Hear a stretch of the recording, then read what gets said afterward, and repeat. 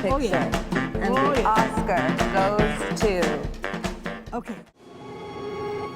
Was gibt es eigentlich alles für Kostüme? Wie sind die eigentlich aufgestellt? Wie dick sind die? Und dann habe ich erst mal realisiert, es ist ganz schön viel verpackt. Und dann habe ich so gedacht, wie gebe ich den einzelnen Charakteren die Unterstützung in ihrem Erlebnis durch Müdigkeit, durch Mangel, durch Zeichnung.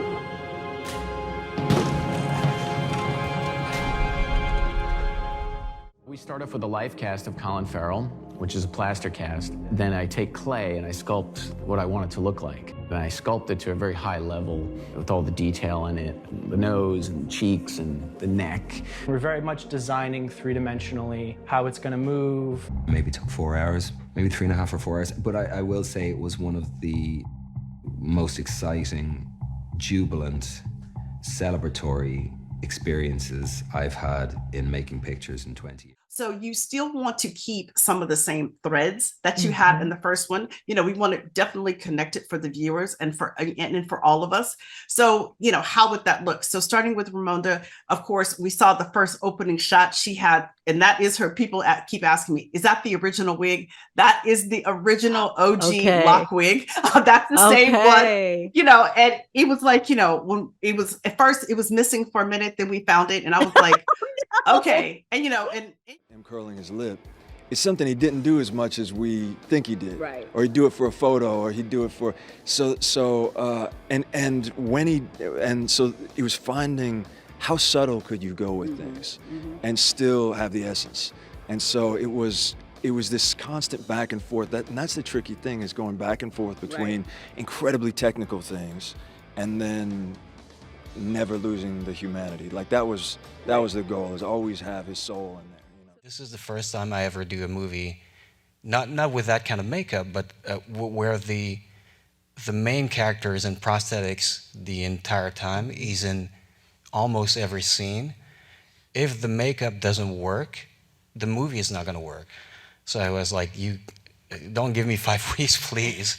And then we agreed on that, and he was super kind, him and everybody at A24 at Protozoa, and they ended up giving me 12 weeks. There are 7,000 costumes in this movie,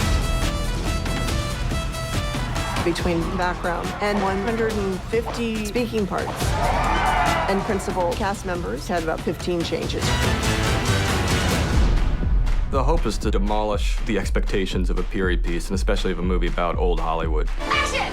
A lot of it was inspired by research, because the challenge was always find some inspiration that's from the 20s that doesn't look like your typical 20s.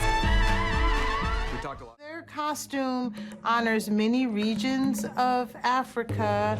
There's a harness which is inspired by the Turkana tribe, neck rings and arm rings inspired by the Ndebele, leather inspired by the Himba tribe of Mali. She wears this ishikolo. Here is Monda's hat from Wakanda. That is the South African married woman's hat. They're so resplendent. Along with making reproductions of costumes or outfits that Elvis wore, Baz was also focused on how his costumes reflected his sexuality, his rebelliousness, and created a kind of wildfire amongst his fans. Like, for instance, the lace shirts. Elvis in the mid-50s wore a lot of lace shirts in different colors, and that kind of connected to what we know. Elvis Jobu exploding people's head into confetti, because naturally, what would Elvis do? There was a pleather bodysuit, and then on top of the bodysuit, there was a skirt. Claudia Lee designed it. I had a cape. There was a necklace full of jewels. It's sort of the culmination of this character. And there are pieces on the jumble piece that are a part of almost every single costume that I wear. That would end up being part of the fashion show inside the House of Dior. Mrs. Harris obviously loved colour and something pretty and attractive. So we looked at his existing 1957 show, which is what we're supposed to be recreating, and basically chose a sample of dresses from that. And then on top of that, we made the two dresses, that the one she wants and can't have, and the one she gets, you know, and so those were made because they had specific story points. Trenches were packed in World War I. You've not only got to get one cast, you've got to get 6 cast members, and you've got to get 100 extras past you, and you've got to get a camera. Whilst there's explosions going off, and it's raining, and they're going to have guns in their hands, they're going to have props, you know. And Christian was incredible. We slightly increased the size of the trench so it didn't look distractingly big, but we could actually service it. They built one of the most beautiful sets to work in. The design of everything you see on screen. On the Avatar franchise, we have 2 production designers.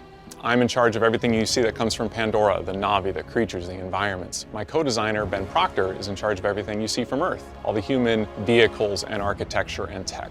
The experience of working with Imagineering on Pandora World of Avatar was incredible. In my film career, everything I do is either just created digitally and seen on screen, or it's a set that's made to last a few weeks. To work with them on something that was fully immersive, 360 degrees.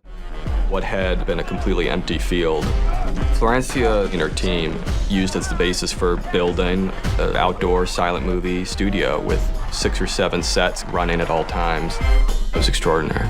There's 2 worlds in this film. There's people that are very impoverished, and then there's people that have a lot of money. Looking at how we were going to shape those worlds by color was really important. Damien wanted to be bold with our color choices while still being historically. There were many changes from the 50s through the late 70s. Baz felt it was important to take the house as it is now, because in millions of people's minds around the world, that's what we all think of Graceland, and that became a symbol for us for the sort of peak of Elvis's career and an expression of what we know as Elvis's interior.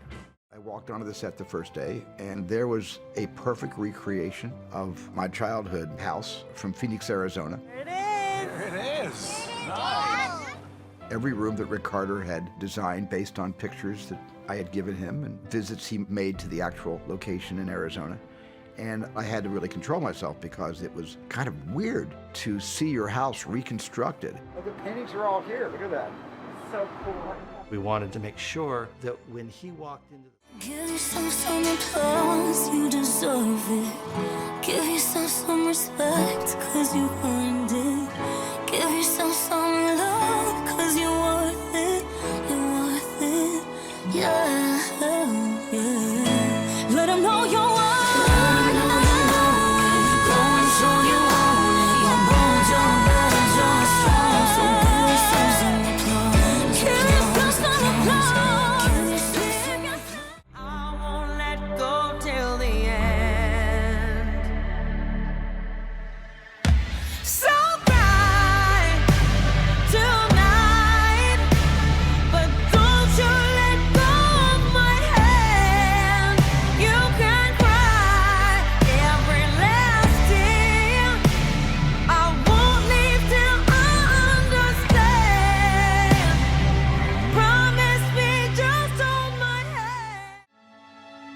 Lift me up,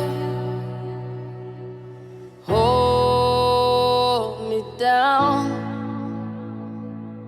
keep me close, safe and sound. Burning in a hopeless dream. Hold me when you go. Do you know Naatu? What is Naatu? పొలం గట్టు దుమ్ములోన పోట్ల గిత్త దూకినట్టు పొలేరమ్మ జాతరలో పోతరాజు ఊగినట్టు కిర్రు సెప్పులేసుకొని కర్ర సాము చేసినట్టు మర్రి సొట్టు నీడలోన కుర్ర గుంపు కూడినట్టు ఎర్ర జొన్న రొట్టెలోన మిరప తొక్కు కలిపినట్టు నా పాట చూడు నా పాట చూడు నా పాట చూడు నాటు నాటు నాటు నాటు నాటు నాటు తీర నాటు. This is a life free from destiny. Not only what we sow, not only what we show.